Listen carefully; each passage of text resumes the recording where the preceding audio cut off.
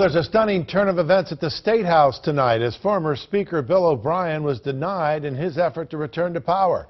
WMUR's Adam Sexton live at the State House now to bring us an exclusive interview with the new Speaker who pulled off the shocking upset. Adam?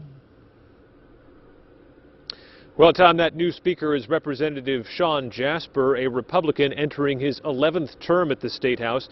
Tonight, some are calling him a traitor to his party. Others are hailing him as a hero. Longtime Hudson State Rep Shawn Jasper took the Speaker's gavel Wednesday night after an improbable victory over his own party's nominee for the job. I went into today thinking that I probably wouldn't even get to the point of having my name placed in nomination. Most everyone figured former Speaker Bill O'Brien would be back in the post he held from 2011 to 2013, but he fell just short of a majority in today's first ballot, opening the door for Jasper, who carried the votes of House Democrats and just enough Republicans to win. Mainly what I want to bring to the Speaker's office is the value of working together and respect. When I came here first 30 years ago, there was a great deal of respect between the members, and you didn't see much of the animosity that sometimes pops up, as we saw today. Republican backers of Speaker O'Brien are calling Jasper's victory a disgrace.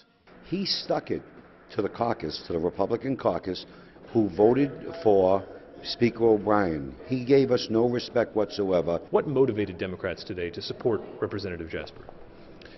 I think a care about the institution, having witnessed what went on 4 years ago, some of the nastiness and just becoming a national joke. While Jasper is now in charge, analysts say leading will be difficult. 75% of Republicans voted for someone else other than this Republican Speaker.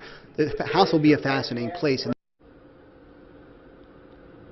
Some are saying Speaker O'Brien made a critical error this morning when he called for the vote for Speaker to be a recorded roll call vote rather than the traditional secret ballot, a move that would have essentially forced his opposition within the Republican Party out into the open. We spoke to some members of the Republican caucus this evening. They say that indicated to them this was the same old Speaker O'Brien, and it pushed them towards supporting Jasper.